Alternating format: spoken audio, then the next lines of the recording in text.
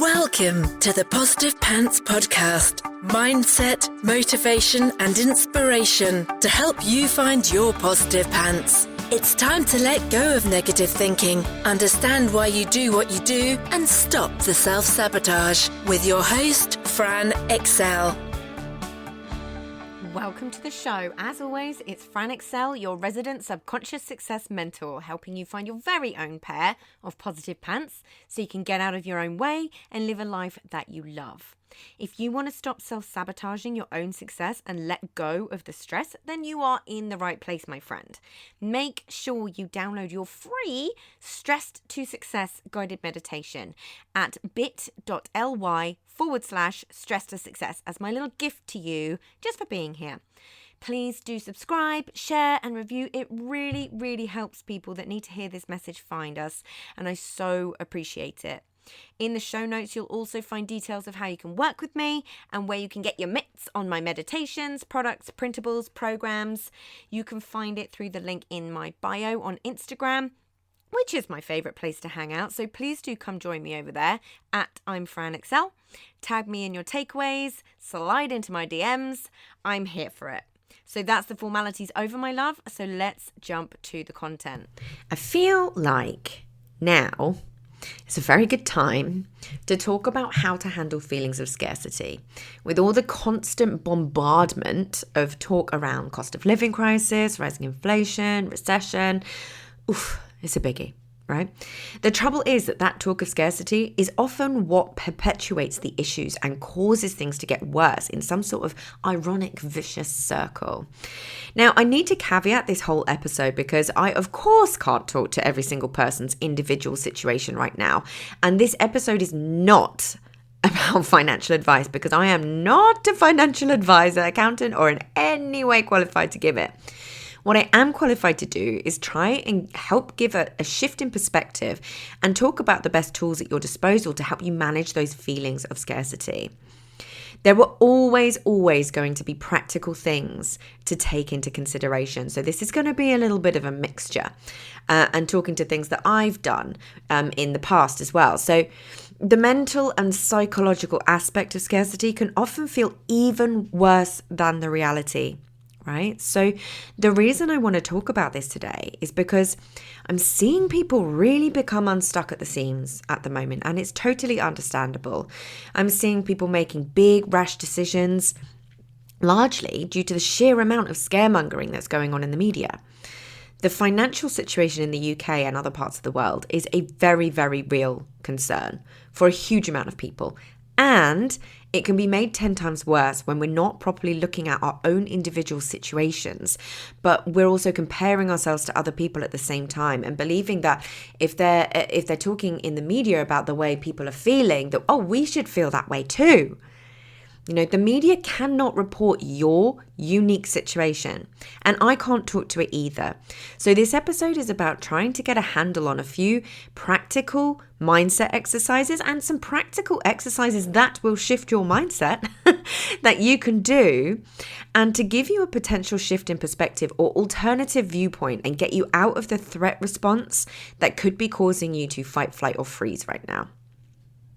When we're in fight or flight mode, our prefrontal cortex literally goes offline.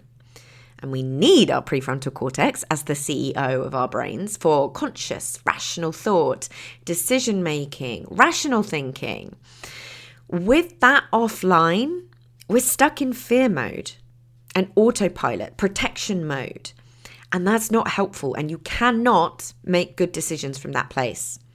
And if you're running a business, scarcity is never a good place to be.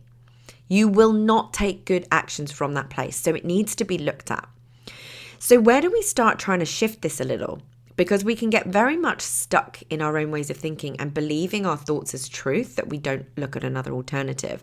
So we start firstly, literally by looking at and analysing your own finances. For all my avoiders out there, this is going to be sticky and painful, but I promise you, once you do it, you have so much more control. I always recommend clients have a real, truthful picture of their finances, personal and business. I personally do this with multiple tracking spreadsheets in my Google Drive for business and personal that are super easy to manage. As an Enneagram 6, of course, I'm going to be prepared for anything and know everything about situations.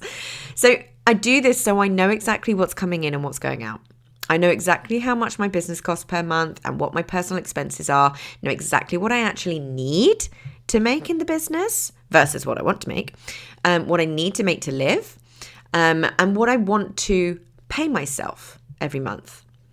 So just having this information takes away a huge amount of the anxiety, because the anxiety is about the unknown. The anxiety is about the what ifs, and it gives you so much control back. Plus, it stops the I must have 10K months or I'm not good enough and my business isn't successful mindset that has infiltrated your brain from all the absolute BS marketing messages out there. That is my next tip. Think about what messages have infiltrated your brain and why. Who does it benefit you having them there? Think about that versus what is actually reality. If someone's telling you, until you make the 10K months, you're not good enough, you might actually only need 2, to have your version of a successful business. I mean, that's a bit of a difference, right? Marketing is rife with not enough messaging because that's what keeps you buying. Remember that. You could easily have a 6-figure business with no money to pay yourself. And you can easily have a 40K per year business and have loads of personal disposable income. These things can exist at the same time. And it's one of the many, many reasons why it gets my goat and why you should never compare your finances to someone else's, because it really means absolutely nothing. And you never, ever, ever have the whole picture. You could also, next tip, you could easily cancel a ton of memberships or subscriptions, but before you do, really look at them. And this is one of the things that will come up when you're analysing your finances. You will see the outgoing expenditure and you'll think, hang on a minute, I literally never use that or whatever it might be. But when you do this, don't just go, oh, that's not necessary, I'm going to delete it. What makes you feel good? What makes your life easier? What could make a big difference for you if instead of cancelling, you actually decided to use it and commit to using it? Think of the bigger picture, because times of scarcity, say you're paying £29 to £35 for a membership, that money within a month, that's not going to make a huge difference to your day-to-day. However, that thing that you're paying for, if you choose to use it, could make a huge difference in your day-to-day. You see what I'm trying to say? As an example, I have a health membership that I barely look at. I am useless at being within communities on Facebook. I don't like being on Facebook. However, it would be really easy to say that that's a non-essential. But I wholeheartedly don't agree. I get amazing tips in there, even though I'm barely in it, just on the off chance that I might see it. Or I know that I can go into the group and search for something. And these amazing tips, I do implement them. Having the membership, even though I'm barely there, holds my health in my consciousness day to day. And in turn, it makes me healthier. I have this with several memberships. I literally never use them, but knowing that they're there has an effect on my mindset. And not having this membership there, I make better choices, and health is a huge focus for me at the moment. It's also a massive comfort just to know that it's there, and there are lots of recipes and recommendations if and when I choose to go and find them. And I know that I can go and get a question answered in the group if I choose to. So what am I saying? There is always another way to look at something. Scarcity mode makes you want to deny yourself and make your life harder as well. So just look at this with the truth in mind, with perspective in mind.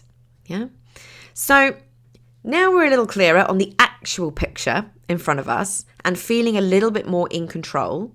Let's look at the next step. It's a controversial one in the online industry and one I've always gone against the grain with in terms of my opinion on it. Get a job. I said what I said. Job is not a dirty word. Jobs, as the way I see it, are investors into your business, and they also do a tremendous amount to keep you out of a scarcity mindset and allow you to look at things a lot more rationally because you're not in fight or flight all the time. So you're making better decisions in your business. They're also a way to keep going and moving towards your dreams, in my opinion, especially when there's just so much uncertainty, right? It could be full-time, it could be part-time, it could be contract, freelance, lots of potential options, particularly now so many of them are remote working. It really opens some new doors. So say you left a job a few years ago, it's a very different landscape now. It's just worth thinking about, because the only people who have told you that having a job is a bad thing and means that you aren't successful or your business isn't successful and you aren't good enough are the marketers that stand to profit from your fear around that. Yeah. When I had both my job and my business, the Enneagram 6 in me was so happy. While instead of fearing redundancy and job losses, I was happy as Larry, knowing I had my business income if I lost my job, which was pretty much on a par. In my business, I was always happy as Larry because I never had to do anything because of the money. I could be very picky over who I worked with and never made decisions from a place of lack or scarcity. How blooming glorious, right? Yes, it helped that I enjoyed my job. Yes, it helped that I was a director and I had a certain level of flexibility. That was a privilege. But I've also absolutely done my fair share of shockers for the greater good in my time, particularly 8 years ago when we lost everything. And I only left my job when it got in the way of some of the big things that I really, really wanted to do in my business because there was a conflict of interest. Otherwise, in all honesty, I think I'd still have it. I know so many hugely successful business owners that also have jobs. It's a total fallacy that having one means you're not successful. It's made up. Do what's right for you. Do what's right for you and your family and your situation. It's absolutely personal preference, and don't let anyone ever tell you that that means something that it doesn't. Because the bottom line is, if you're in scarcity and panicking about paying your bills, you will not feel good. And you will not make good decisions. Recurring revenue, whether that's from payment plans in your business or a job, it really doesn't matter. It's knowing in advance that your bills are paid. And that gives you a tremendous amount of freedom in itself. On that note, for my glorious listeners who are in jobs, because I know I have a real cross-section, and don't have businesses, why not start a side hustle? For exactly the same reasons. Yeah, it doesn't have to be anything fancy, just something that you enjoy. You don't have to overcomplicate. Do you love making things that you could sell? Do you create art that you could sell? Could you start an Etsy shop?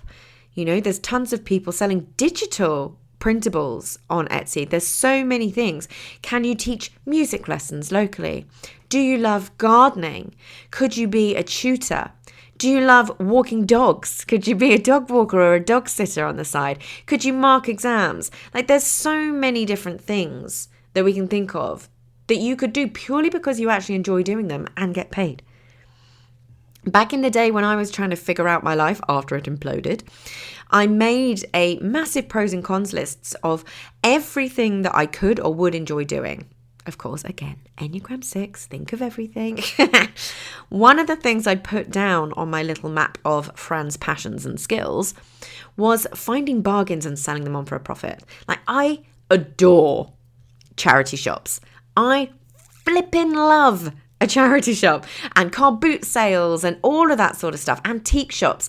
And I find countless treasures that could be sold on for more. I get a really big kick out of it. And tons of it you can even get for free, particularly on places like Facebook Marketplace and the Nextdoor app.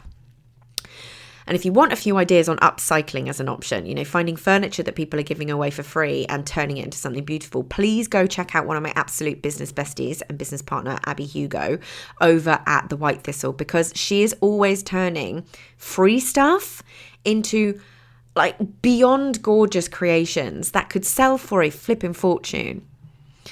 On that note, and based on last week's episode, have a big declutter and sell what you're going to chuck on eBay or Facebook Marketplace instead of just getting rid of it. There are lots of other options now too. I think Vinted is one that I've seen, but I can't speak for how good it is. Get on community sharing apps. Nextdoor and Olio, O-L-I-O, are the two biggest that I know of. And it's about community coming together and swapping things. Hey, I've got this if anybody needs to swap anything, all of that sort of stuff. There are also community Facebook groups where people are often doing swaps or giving away things for free. So there's a ton of different things to try there that can get you out of a scarcity mindset and also get you having a bit of fun too. And lastly for today, check your thoughts. I'm always saying we have to deal in truth with ourselves because most of us don't. This requires being curious and conscious of our thoughts. So go grab your journal. Start thinking about what's going on for you right now. What are the thoughts around money coming up for you right now? What are your thoughts around your business coming up for you right now? Big question. Are they true? Are they based in truth and fact? Is there another alternative viewpoint to that? Are they based in the present? Or are you future tripping and feeling out of control? Remembering that we are not our thoughts and that we are the observer of our thoughts and we get to view them with curiosity, that's interesting. Where's that thought come from? Is it true? You do not have to believe everything that pops into your head. I suggest you don't. Find those thoughts, write them down, and consciously challenge them.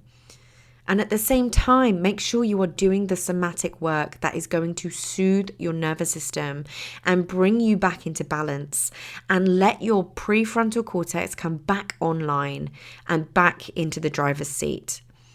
Some good examples of this might be EFT, tapping, meditation, visualization, breath work, yoga, for example. Really prioritize looking after yourself and actively helping your nervous system be in a calm and balanced state.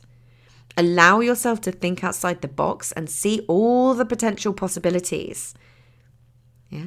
Like I say, I am not giving you financial advice. I'm hopefully simply just sparking some potential ideas because I am not a financial advisor in any way.